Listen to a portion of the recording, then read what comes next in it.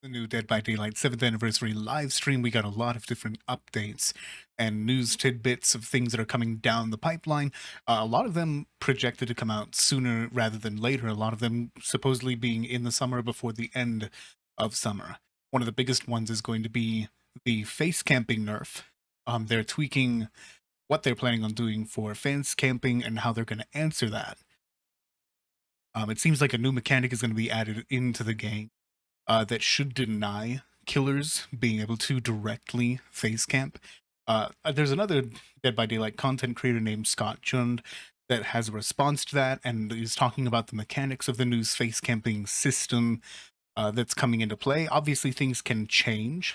They may test out this mechanic and tweak how it works, tweak the distance. They're going to be monitoring it. But what we have going on so far is Scott Jund has an interesting response. I think he makes good points, and then he makes other points that I have other opinions about. So let's go ahead and hear what he has to say for just a second. Other major changes they discussed. First one was the anti-face camping thing. If you're The unaware, anti-face basically, camping. if That's a what I was killer calling is it too. within 5 meters of a survivor on a hook, there's this bar that will go up. It's actually extending all the way 15 up to meters. 15 meters, and it scales Yeah, there linearly, you, there you go. Yeah. based on how far away.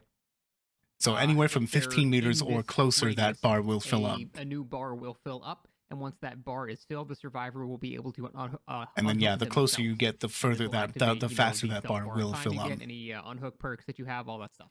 So that is an extremely powerful effect that can make it so if a killer is face camping and everyone basically sits on gens, then the survivor not only can save himself, but also the gens will get rushed as well. Will I think, or do I think that this will fix? I do agree with that. So if there is a killer that is directly face camping, which I think we're going to see less and less of as time goes on, if a killer is directly face camping, then this survivor that's on the hook experiencing the face camping basically has a guaranteed way to get off the hook, and everyone else knowing that this mechanic is present should be able to safely do gens. However, the only person that's going to be able to tell if that meter is filled or not is the survivor. The other players on their team, the other survivors, cannot see the progress of the new meter that's going to be filled, nor can the killer. So nobody's going to actually know if it's face camping until they're close enough to visually see what's going on. So yes, they could all just do gens, but that only works if everybody knows the face camping is happening. So Fix anything? No, I don't think it will. The reason is it's too scary a system to play it. It's kind of hard to describe. You have to play it safe with this kind of system because you might punish killers who are not camping with the survivor's ability to unhook themselves. Now they did say that if there's survivors swarming the hook, it will go up at a much slower rate. So if you got two people around the hook, yeah, they'll be able to unhook themselves, but it's going to take much longer to get so. So they have thought about that aspect of it, and that I'm happy with. I just think, if anything, this will push killers to. yeah. So what he's trying to say there is when you're on the hook and the killer's close enough to essentially start that meter building, so that when the meter fills, you can unhook yourself. It builds faster the closer the killer is to your hook. But if there's more survivors, if there's more teammates that are getting close to the hook as well, that will actually slow and kind of supersede the benefits of the killer being close, and it'll actually debuff how fast the bar goes up. It'll slow it down considerably, depending on how many people are close to the hook. I just think, if anything, Run that past me this again. will push killers to proxy camp instead of directly face camp, which I think survivors will find even worse because proxy camping is not even effective. It's not even a good idea. So I think extremely strong. I think it's just a brief misspeak on his part. So what I think he's trying to say is face camping is not a good idea, whereas proxy camping is much more beneficial and opens you up to a lot more options gameplay wise for the killer. You can be aggressive on gens. You can go kick something really quick, or check out a gen in an area that's nearby, or look at scratch marks that are kind of close, but still keep your eye on the hook. Proxy camping gives you more room to gather information. Whereas face camping, you're just limiting yourself into this tunnel vision little spot to secure one kill. And that's not going to be much of an option anymore, so killers are going to be forced to learn how to proxy camp. What this essentially is going to do is it's going to force a lot of baby killers who do a lot of face camping, or a lot of trolls who like trolling by face camping. It's getting rid of that mechanic altogether, and now they have to proxy camp. I personally think that killers learning how to proxy camp, that's not a bad thing for me as a survivor. I like facing good killers. I like facing skilled killers that make clever decisions. It forces me to think outside of the box. I have to try and think on my feet. I'm not going to get face cam for it anymore. So if a killer's being smart, I have to be equally as smart or better, or just get lucky. If killers are going to get better, that means survivors have to adapt too, and I have more to say about that here in a second. That is something that I occasionally, if I'm like kind of getting Yeah, just to say that because killers have to learn how to play better means survivors are not going to like that. I disagree with that fundamentally.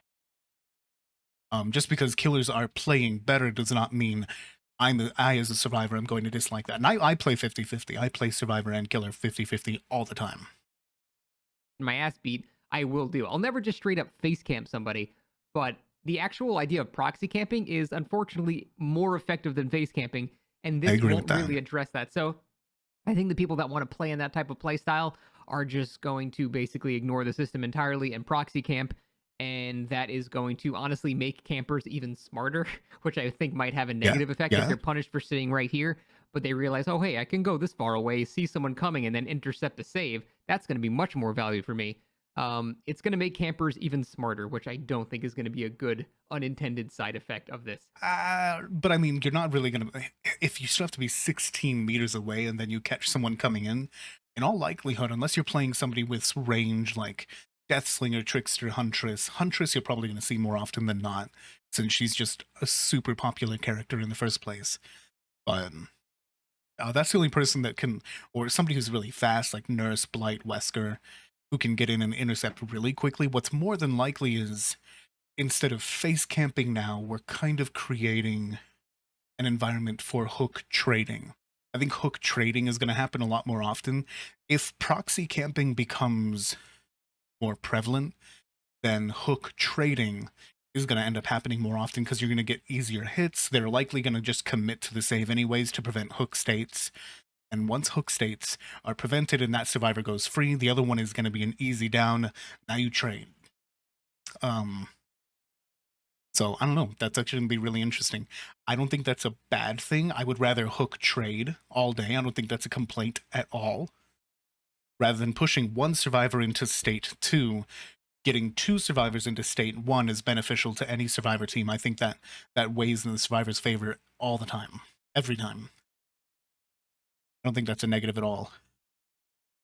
So, also, if people still want to face camp, they can still play Bubba because Bubba can just deal with the cell phone hook anyway. So that's if someone still really wants to do that, that's still very much possible unless they change Bubba. But that's more of a Bubba problem himself. So Yeah, overall, Bubba's I always don't an think interesting one this for face camping. anti-face camping thing will change much because they have to play it safe to not punish the killer. But if they play it too safe, then it doesn't really accomplish anything, and people will just proxy Yeah, I camp mean, it instead doesn't because face answer. camping is It's just not always been like a the terrible idea. It swan doesn't song do anything. answer, of So course, but it does I help. think this will It does basically make create a camping buffer. stronger because it will make players that are dumb enough to rely on face camping learn how to proxy camp, which the game will literally teach them how to proxy camp by keeping them out of that range. So that is an unintended side effect I'm actually worried about. So I don't think this is going to fix much, unfortunately. I can't. I actually that this is one of my biggest points that I want to talk about here is not only is it going to make killers better at the game, I think this is actually going to make survivors better at the game. It's one of the biggest things. I stream every single day, and I see so many people come in saying, "Hey, just got finished playing Dead by Daylight. I'm watching you now." I ask them how their day is going, how their games went, and I want to say like at least 40 to 50% of them all say that, oh, it was, it sucked. I had some good games and I had some bad games. Why were the bad games bad? Because I got face camped. Um, Face camping is a huge part of it. Sometimes tunneling is a big part of it, but it's less of a complaint these days. The face camping is the biggest part. I think the biggest point that I want to make about this whole face camping, anti-face camping mechanic is that it's going to make survivors last longer in games. They can't just die on first hook. It's almost guaranteed that they're at least going to get off one time. And off the record is already so prominent. So if they can get off the hook that one time and get into a second chase, we're getting more experience in games. So newer survivors or survivors who feel they're subpar or on the average in chases are going to get more experience in chases because of this kind of a system. They're going to last longer. They're not just waiting 10 minutes to get into a game and then spend 3 minutes into the game to get to a first hook state and then die. They actually get to experience the game longer. And that's one of the biggest things that anybody who feels they're confident at looping has to say about getting better at the game is just play it more. And I think that's one of the biggest things that this is going to do long term.